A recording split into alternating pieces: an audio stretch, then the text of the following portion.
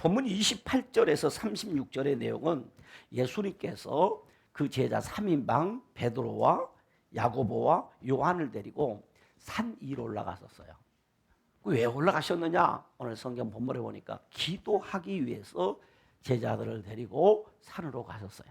그래서 예수님이 기도를 하는데 기도하시는 중에 예수님의 얼굴이 해같이 빛나고 예수님이 입고 있던 옷이 하얗게 변하는 거예요. 광채가 나는 거예요. 그러고 보니까 그 베드로와 야고보 요한은 그 기도하러 갔는데 늘 하던 대로 뭐 했다? 자고 있었어요. 자서 이제 뭐 소리가 두런두런 나는 거예요.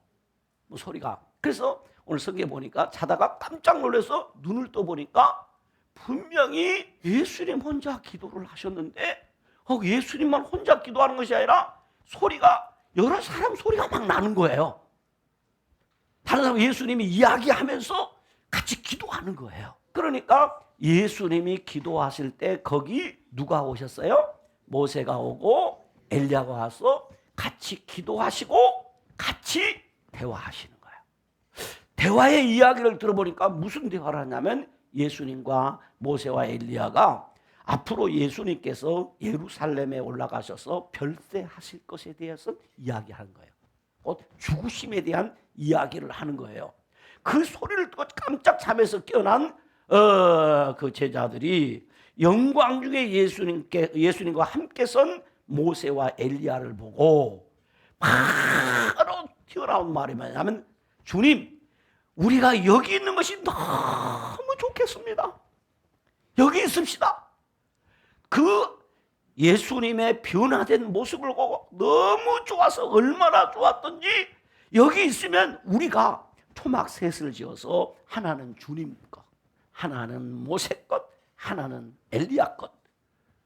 그리고 뭐예요? 자기들 것은 말은 뭐예요? 자기들이 사는 집이 없어도 이 산에서 예수님과 함께 모세와 함께 엘리야와 함께 살면 너무 좋겠습니다 하고 바로 자기들이 지금 무슨 소리 하는지도 모르고 자다 일어나가지고 지금 얘기를 하는 거예요. 그러자 그때 하늘에 구름이 그 산을 확 덮는 가운데 구름 속에서 음성이 들리기를 이는 나의 아들고 택함 받은 자니 너희는 그의 말을 들으라 라는 이 음성이 들렸어요. 그리고 그 구름이 싹 사라지는 동안에 보니까 누구도 사라졌어. 모세도 엘리야도 싹 사라졌어. 그러고 보니까 누구만 있어? 오직 예수님뿐이더라. 이것을 일컬어서 우리는 변화산 사건이라 해요. 또 이것을 주님께서 보여주신 산 위의 영광이다 라고 해요. 따라서 합시다. 산 위의 영광. 산 위의 영광. 이게 산 위에서 보여주신 주님의 영광스러운 모습이었다 이 말입니다. 그리고 바로 이어서 나오는 37절에서 43절의 내용을 보면 그리고 이틀 후에 예수님이 제자 3인방과 함께 산에서 내려오자 큰 무리들이 모여가지고 거기 막 서로 웅성웅성하면서 서로 따지기도 하고 소리도 지기도 하고 막 이러는 거예요. 그때에 한 사람이 예수님이 제자들과 함께 내려오는 모습을 보고 큰 소리로 선생님, 내 외아들을 돌봐주세요 라고 하면서 아들이 귀신에 들려 크게 막 괴성을 지르고 경련을 일으키고 경기를 하고 그런가 하면 거품을 막 입에 머금고 그러면서 자기 몸을 막 자해한다는 거예요. 이 귀신 들린 아들을 둔 아버지가 이 제자들에게 와서 너희도 예수님 제자지 않느냐? 그러니까 우리 아들에게 귀신 좀 내쫓아줘라. 그러니까 이 제자들이 예수님 흉내를 막 냄새하는데 그러면 그럴수록 아들 속에 들어간 귀신이 더 발작하네. 가만히라도 있으면 좋지. 가만히라도.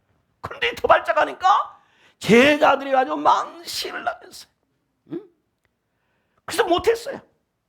그때 예수님께서 하시는 말씀이 믿음이 없고 이 패역한 세대라고 하면서 탄식을 하시면서 그 사람에게 내 아들을 이리 데려오라고 하십니다. 그때 예수님이 그 아들이 오는데 벌써 귀신이 발작을 해가지고 소리를 지르고 버금을 뿜고 경기를 하고 막 자기 몸을 긋고 막 넘어지고 자빠지고 물에도 빠지고 불에도 넘어졌다 그랬어요. 막 걸어오는 거예요. 그때 예수님께서 이 귀신을 꾸줍니다. 더러운 귀신들이 이 아이를 예수님께서 그 아이를 향해서 말 못하고 못 듣는 귀신아 내가 내게 명하노니 그 아이에게서 나오고 다시는 들어가지 말라 라고 귀신을 향해 꾸짖었어. 그랬더니 그냥 귀신이 떠나버렸어요. 이 아이는 온전해졌어요. 이것은 예수님께서 더러운 귀신 들린 아이를 고치신 사건이에요. 그래서 예수님께서 제자들과 함께 산 아래에서 행하신 일을 보여줬어요. 그래서 이것을 산 아래 사명이다. 그래서 오늘 본문을 중심으로 해서 설교 제목이 산 위의 영광 그리고 산 아래 사명. 따라서 산 위의 영광, 산 아래 사명. 오늘 우리들에게도 산 위에 영광이 있는가 하면 산 아래에 사명이 있다 이 말이에요. 그런데 이 산 아래의 사명을 감당하려고 하면 뭐가 있어야 된다? 산 위에 영광이 있어야 돼. 산 위에 영광이 있어야 산 아래의 사명을 감당할 수 있다 이 말이에요. 그러면 오늘 이 말씀을 통해서 한번 이것을 좀 다시 정리해 보면 먼저 산 위의 영광입니다. 여러분 신앙생활의 출발은 어떻게 하는 것이냐? 여러분 어떻게 신앙생활을 출발하셨습니까? 신앙생활의 출발은 예수님께서 나의 죄를 대속하기 위해서 십자가에서 죽으시고 부활하셨다는 것을 믿는 믿음으로 신앙은 출발합니다. 그러니까 우리가 예수 믿는다, 신앙생활 한다는 말은 예수님께서 십자가에서 나의 죄를 대속하기 위해서 죽으시고 3일 만에 부활하셨습니다. 이것을 믿는 믿음으로부터 신앙은 출발하는 것이다. 그리고 신앙생활이 이렇게 출발한 사람은 주님의 그 십자가를 지고 주님을 따라 사는 것이에요. 이것이 신앙생활. 그래서 예수님이 누구든지 나를 따르려거든 자기 십자가를 지고 나를 따를 것이라. 그러면 우리는 평생 십자가만 지고 가느냐? 아니다. 그 십자가를 지고 가는 사람에게는 마지막에 십자가의 영광에 동참하게 된다. 이것이 우리 신앙생활의 과정이단 말이에요. 자, 예수님의 변화산 사건은 오늘 본문과 함께 마태, 마가복음 모두에 기록되어 있는 내용입니다. 산 이름이 변화산이 아니고 거기서 예수님이 변화되었다 해서 사람들이 변화산이라고 이렇게 해요. 그런데 학자들은 말하기를 이 산을 AD 4세기까지는 이 교부 시대까지만 그 산이 어디 산이냐? 갈릴리 남부에 있는 다볼산이 바로 그 예수님이 변화된 산이다. 그래서 다볼산이라고 하는 것 지금도 다볼산에 가면 이 뭡니까? 변화산, 예수님 변화했다. 변화 기념교회하고 예배당이 지어져 있어요. 그런데 이제 성경을 연구하는 사람들이 계속 성경을 연구하다 보니까 여러 가지 정황도 보고 보니까 이 다볼산이 아니라 이제 여러 가지 당시의 정황과 성경의 문맥을 보니까 이 남쪽 갈릴리 남쪽이 아니고 북쪽 갈릴리 호수 너머에 있는 바로 갈릴리 호수의 물의 근원이 되는 헐몬산이 바로 이 변화산이다 하고 막 그거하고 싸워요. 다볼산이다, 헐몬산이다, 다볼파, 헐몬파 막. 그런데 여러분 그 산이 어느 산이냐 하는 것 그것이 중요한 것이 아니라 변화산 사건이 예수님과 제자들에게 그리고 오늘 우리들을 향한 하나님의 영적 내용이 어떻게 담겼느냐가 중요하단 말이에요. 그거 가지고 막 따질 필요 없어요. 뭐 그거 가지고 머리 말하면 아무 의미 없어요. 아무 의미 없어.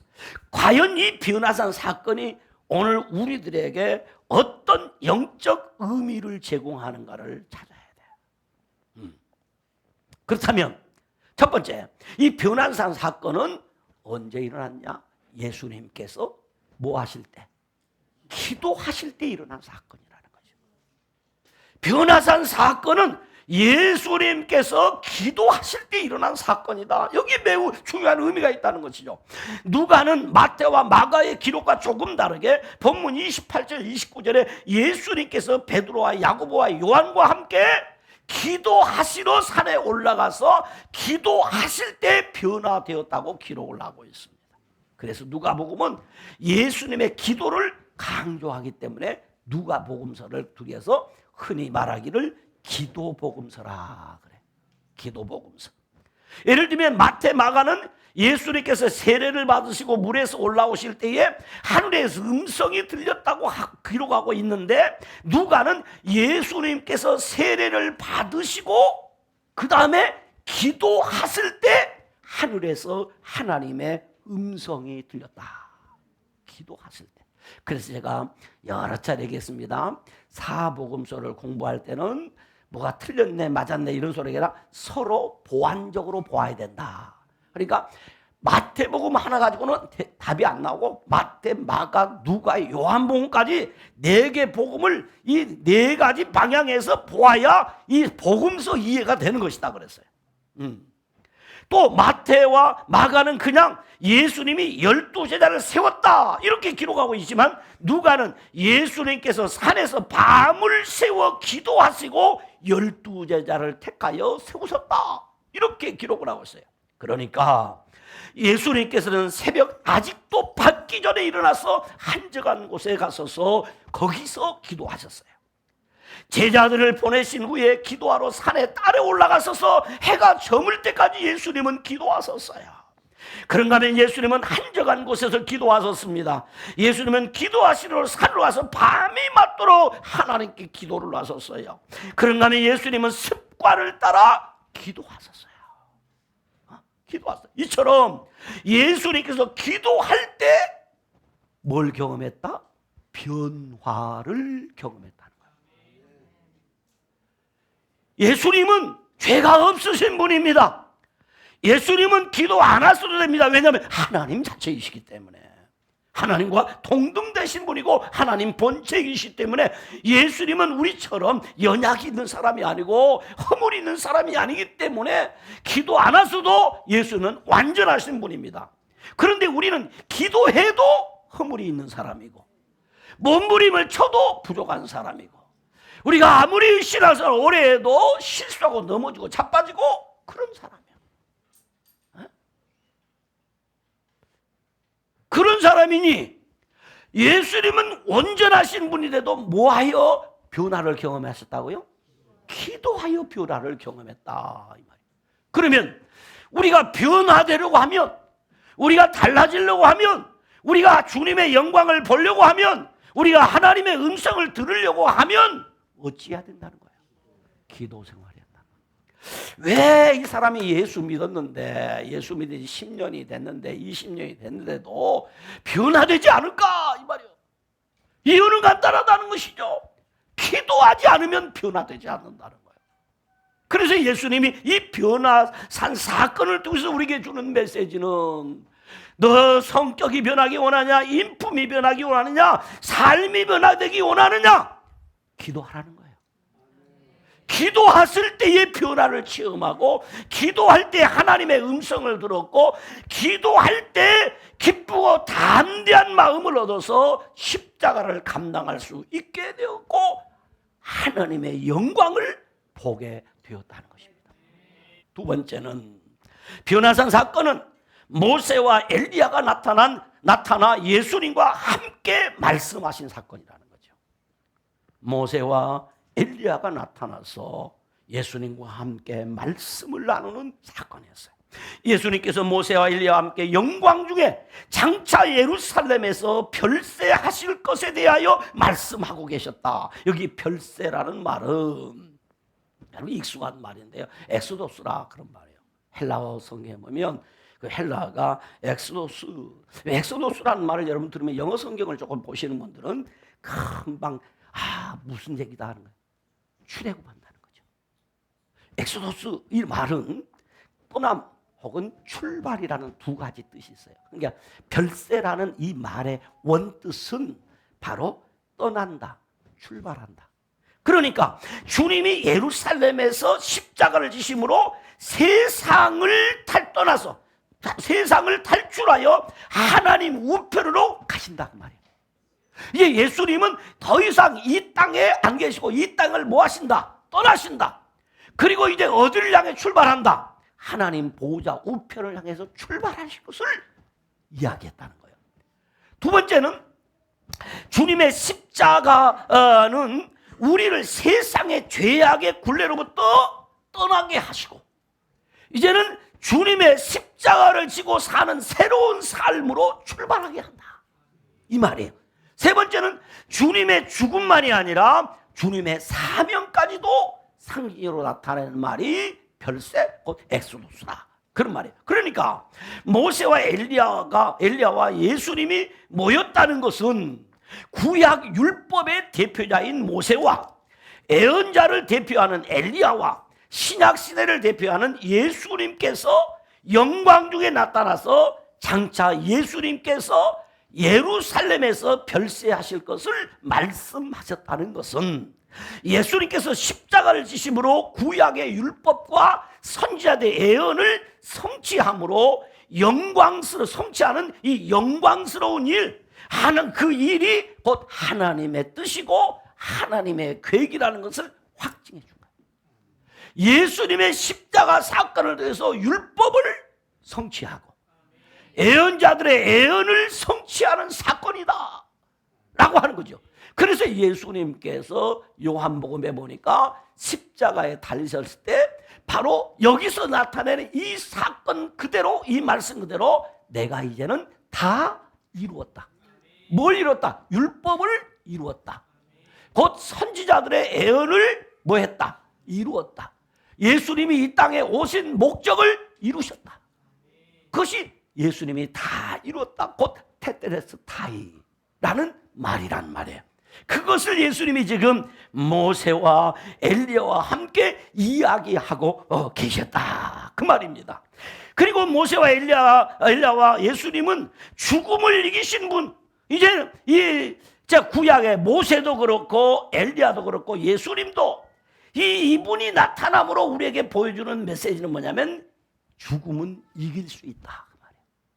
그러니까 죽음을 이길 수 있다.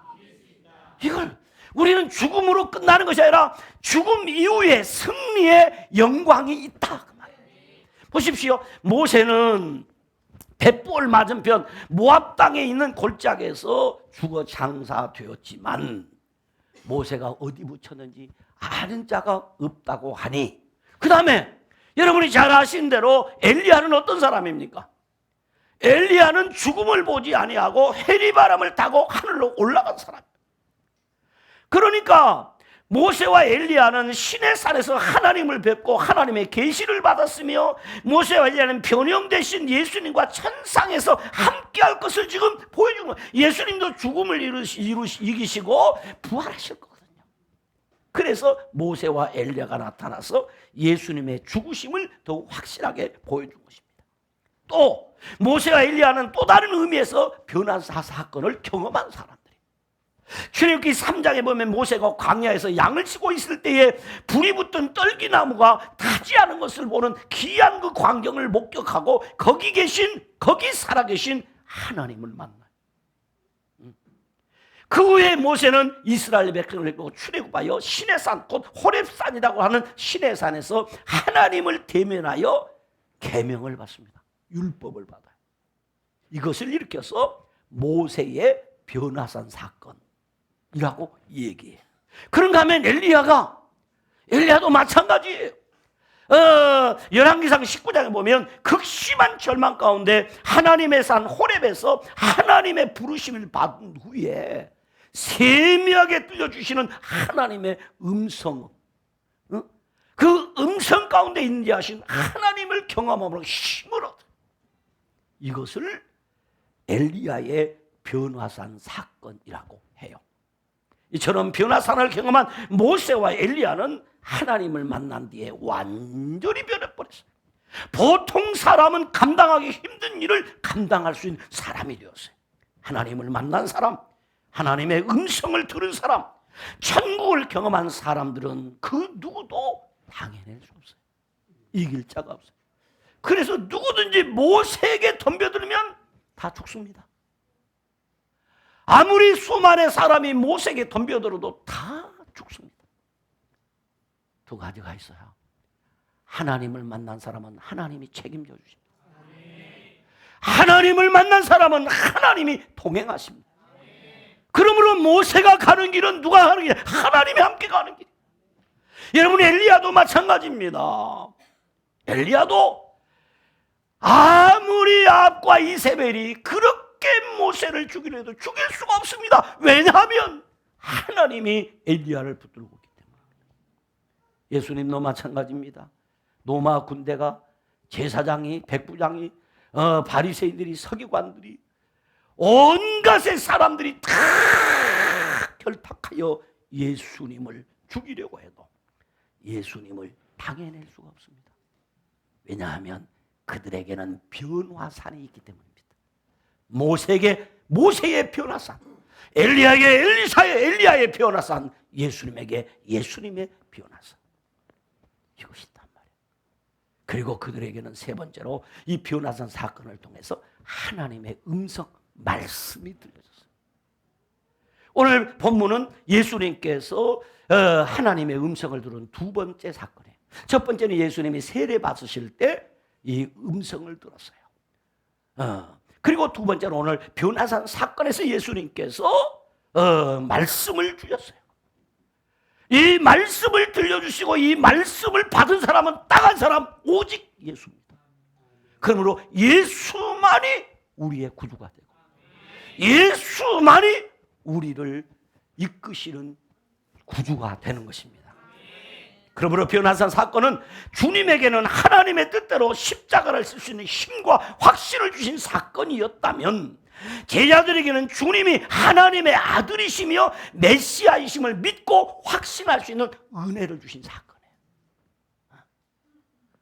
곧 변화의 사건은 예수님을 예수님 되게 하시고 제자들을 제자 되게 하시는 산 위의 영광을 나타내 보여주신 사건이었습니다. 그렇다면 이렇게 능력을 받고 은혜를 받고 주님을 만나고 하나님을 체험하고 내려오면 신났어야 되는데 산 아래 내려왔습니다. 본문 31절 보니까 이튿날 산에서 내려오시니라고 했어요. 변화산 사건을 통해 산 위의 영광을 경험한 예수님과 베드로와 야고보와 요한은 산 아래로 내려왔습니다. 그런데 우리가 서론에서 살펴본 대로 산 아래는 산 위와 너무나 달랐다는 것입니다. 산 위의 영광의 장소, 은혜의 장소였는데 산 아래는 고통의 세상, 귀신에게 사로잡혀 고통하는 자들의 울부짖음이 가득한 곳이 산 아래예요. 이것이 오늘 우리가 살고 있는 산 아래입니다. 산 아래. 모세도 산 아래에 내려왔을 때 백성들이 금송아지를 만들어 놓고 금송아지를 하나님이라고 숭배하며 마침 그 사람들이 그 금송아지에게 예배하는데 미친 듯이 뛰놀고 있었어요. 산 아래 내려왔더니 모세 너만 하나님이냐? 모세 너만 하나님의 사람이냐? 하고 덤벼드는 사람들이 많았어요. 요지경이었습니다. 그 인간들은 다 누구냐? 귀신 들린 자들이. 금송아지 귀신에 붙잡힌 자들이 모세를 향하여 덤벼듭니다. 엘리야는 어땠습니까? 엘리야도 엘리야의 변화산을 경험하고 내려왔더니 바알과 아세라 신을 숭배하는 아합과 이세벨이 엘리야를 죽이겠다고 날뛰고 있었습니다. 마찬가지입니다. 예수님과 제자들이 산 아래로 내려왔더니 누가? 귀신 들린 한 아이 속에, 귀신이 한 아이 속에 들어가서 괴성을 지르게 하고 격렬을 일으키게 하고 거품을 흘리게 하며 자해하여 몸을 상하게 하고 있습니다.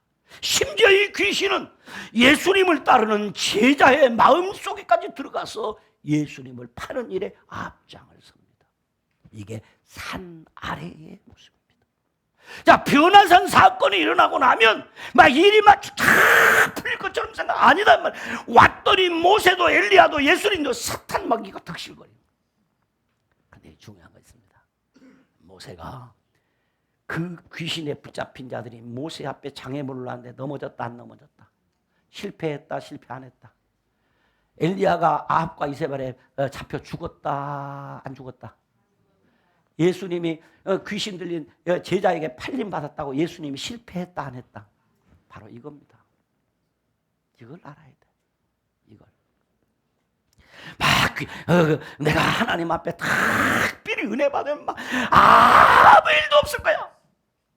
아무 일도 없으면 그날 이후에 우리 기도 안 할 거예요. 왜 기도하느냐? 일이 있기 때문에 하나님의 능력이 필요하고, 하나님의 도우심이 필요하고, 하나님의 지혜가 필요한 거예요. 그래서 은혜를 경험한 사람은 기도해요. 여러분, 예수님과 제자들이 산 위에 올라가서 하나님의 영광을 보았습니다. 산 위의 영광을 보았습니다. 그런데 산 아래에 모여있는 사람들은 지금도 예수님이 필요합니다. 예수님이 오셔야 됩니다. 그래서 지금 큰 무리가 모여서 예수님을 기다리고 있습니다. 그런데 예수님은 별세하시는 겁니다. 그러므로 산 아래 사람들은 오늘 또 예수님의 능력을 가지고, 예수님의 은혜를 가지고, 예수님의 간증을 가진 예수님의 제자들을 필요로 하고 있다는 것입니다. 그래서 산 아래는 오늘 또 무엇이 필요하냐? 사명자가 필요하다는 것입니다. 산 아래 사명이 필요하다. 산 위에 영광을 보았습니까? 산 위에 은혜를 보았습니까? 산 위에 능력을 체험했습니까? 그러면 산 아래의 사명을 감당해야 합니다. 주님도 변화산에서 은혜와 영광을 가지고 예루살렘으로 올라가셔서 십자가의 사명을 감당하셨습니다. 그러므로 산 위의 영광을 본 사람은 산 아래의 사명을 감당해야 합니다. 산 아래의 광경을 보신 예수님께서는 믿음이 없고 패역한 세대로 가시면서 탄식하셨습니다. 곧 믿음으로 기도하지 않는 세대라는 말입니다. 그리고 무엇을 하실 수 있거든 우리를 불쌍히 여기사 도와달라고 하는 그 아이의 아버지를 향해 말합니다. 할 수 있거든이 무슨 말이냐? 믿는 자에게는 능히 하지 못할 일이 없느니라 라고 했어요. 또한 우리는 어찌하여 능히 귀신을 쫓아내지 못했느냐고 묻는 제자들에게 예수님은 말씀합니다. 너희 믿음이 작은 까닭이니라. 믿음이 좁쌀만한 거예요. 믿음이 좁쌀만해. 그러니 이 좁쌀만한 믿음이, 만약에 이 좁쌀만한 믿음이라고 할지라도 겨자씨만큼만 된다면, 작은 믿음이라 할지라도 그 믿음 속에 생명이 있다면 능히 못할 일이 없느니라. 그리고 예수님께서 밤에 은밀히 찾아와서 예수님, 왜 우리는 이렇게 망신만 당하고 살아야 됩니까? 너무 부끄럽고 너무 창피하고 너무 쫄렸습니다. 예수님, 왜 우리는 못합니까? 예수님이 우리에게 능력 주셨잖아요. 예수님이 귀신을 쫓아내고 병을 고치는 그 능력을 이미 9장 1절에 주셨는데 왜 우리는 예수님이 한 대로 하는데 안 됩니까? 왜 안 됩니까? 왜 안 돼? 그랬더니 예수님이 간단하게 말합니다. 마가복음 9장 29절에 기도 외에 다른 것으로는 이런 종류가 나갈 수 없느니라. 뭐 하라고요? 기도하라 이 사람아. 내가 너에게 능력을 줬어도, 내가 너에게 권위를 줬어도, 내가 너에게 권세를 줬어도 기도 안 하면 그거 쓸모없다. 쓸모없어. 믿음으로 기도하면 된다. 따라합시다. 믿음으로 기도하면 됩니다. 믿음으로 기도하면 됩니다. 여러분도 주님의 능력을 받았다면, 은혜를 받았다면 이제 작은 믿음이라도 그 믿음을 가지고 하나님 앞에 기도하면 땅의 사명을 감당할 수 있습니다. 여러분, 산 위의 영광을 본 사람은 산 아래 사명을 감당해야 합니다. 왜 그러냐? 산 위의 영광을 보았거든요. 산 산 위의 영광을 보았다면 산 아래의 사명을 감당. 그리스도인은 하늘의 영광을 경험하고 본향을 사모하는 사람들입니다. 동시에 이 땅에서 사명을 감당해야 하는 사람들입니다. 그러므로 하나님의 영광을 경험한 사람은 산에서 내려와야 합니다. 기도하는 장소에서, 얼굴을 변화시키는 장소에서, 하나님의 은혜를 체험한 장소에서, 하나님의 음성을 들은 장소에서 산 아래로 내려와 사명을 감당해야 합니다. 그런데 문제가 하나 있습니다.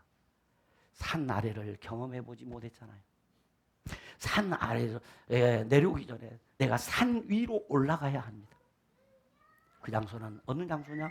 기도하는 장소입니다. 그 장소가 어디냐? 은혜 받는 장소입니다.